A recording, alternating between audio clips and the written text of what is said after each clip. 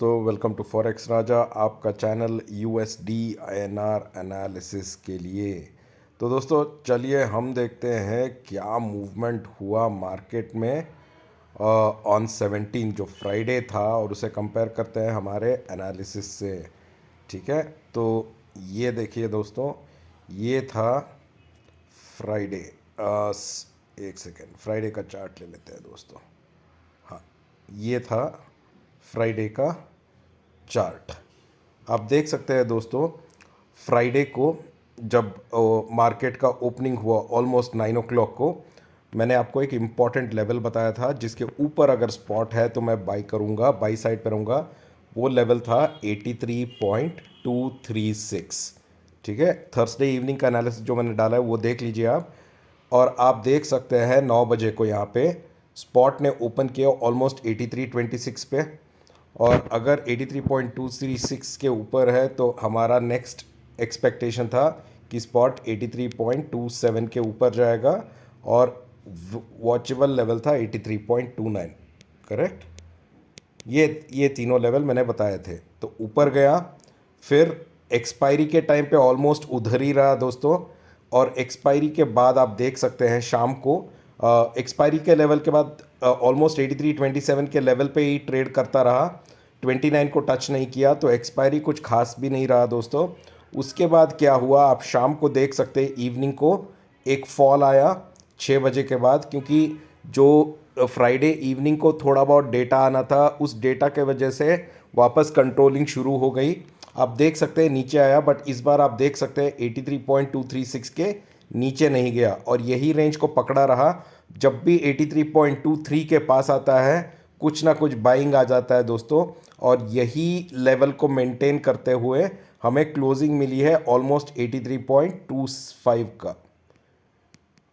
Okay, ये दो candle मैं नॉर्मली एक्सक्लूड कर देता हूँ, इसको कंसिडर नहीं करता, मैं ये कैंडल को कंसिडर करता हूँ।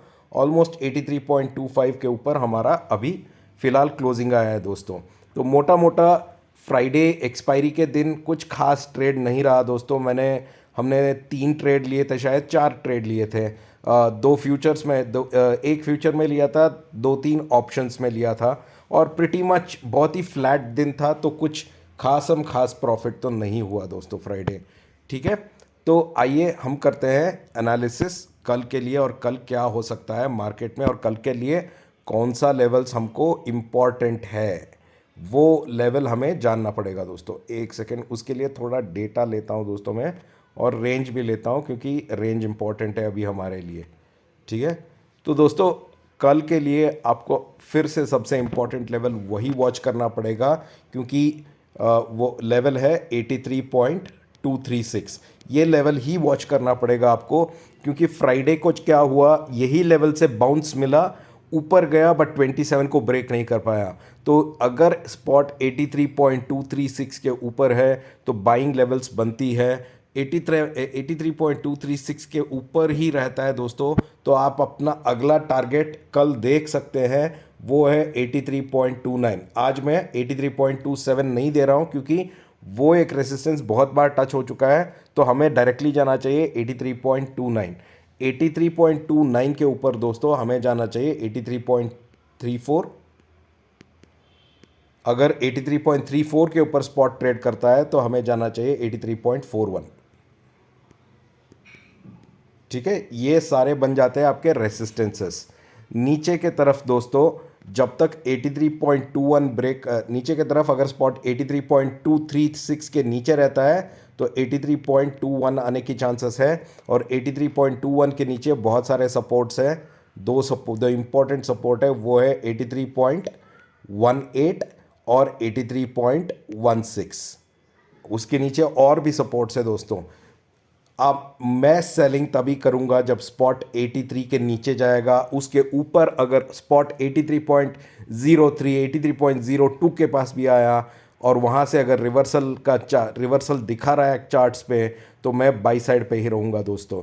फिलहाल नेक्स्ट वीक के लिए कोई मेजर डेटा नहीं आ रहा है दोस्तों। 2 दिन छुट्टियां भी रहेंगे यूएस में, थैंक्स गिविंग डे है, उसके लिए 2 दिन छुट्टियां भी रहेंगे, तो इसीलिए ये बहुत ही शॉर्ट वीक रहेगा।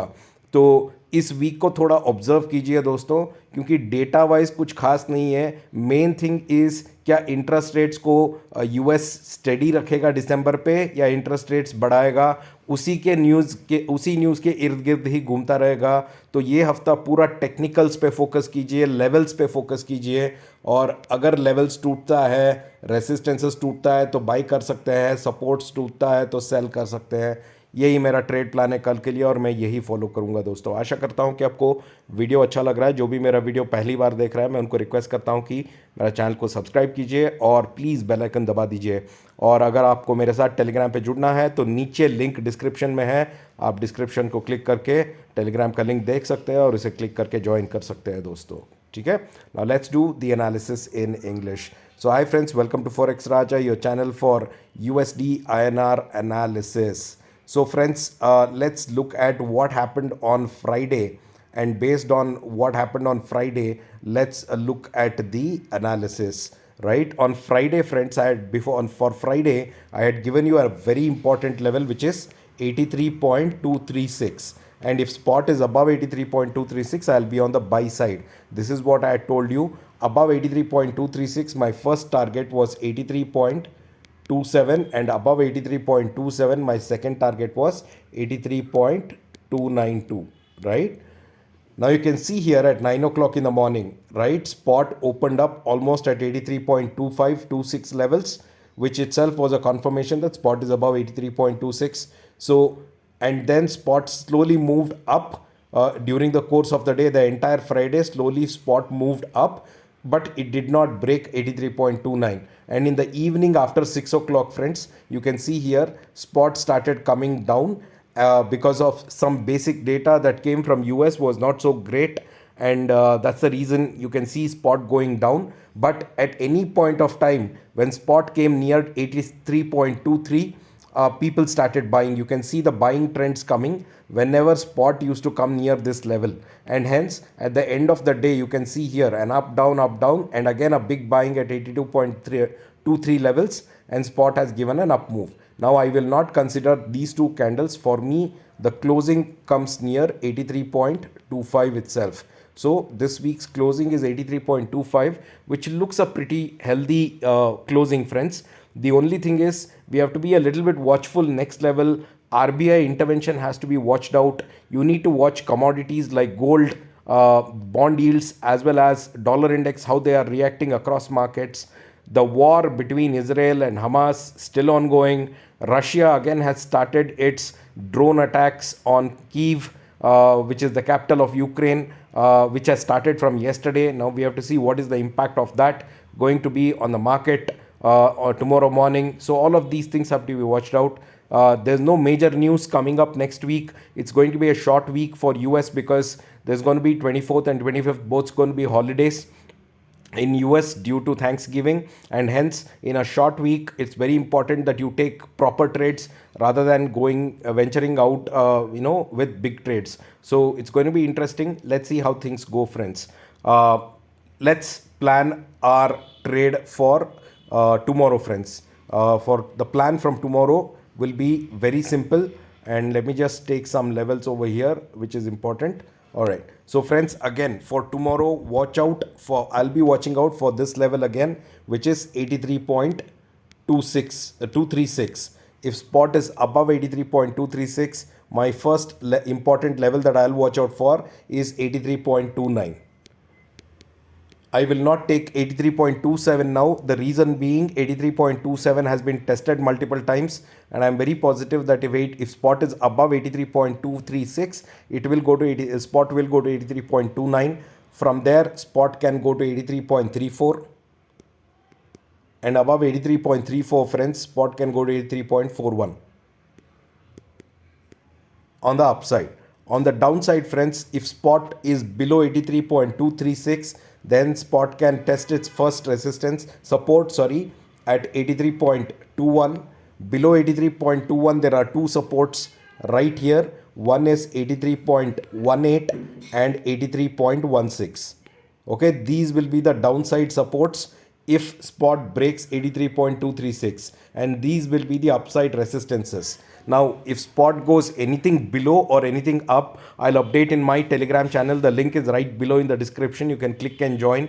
I'll keep giving updates during the market hours over there.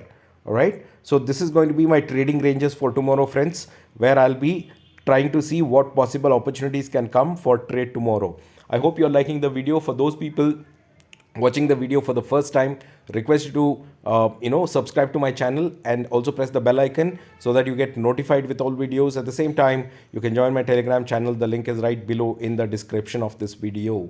Thank you so much, friends, for joining. Have a wonderful weekend. Enjoy the match, and we'll catch up in the market tomorrow morning. Take care. Bye bye.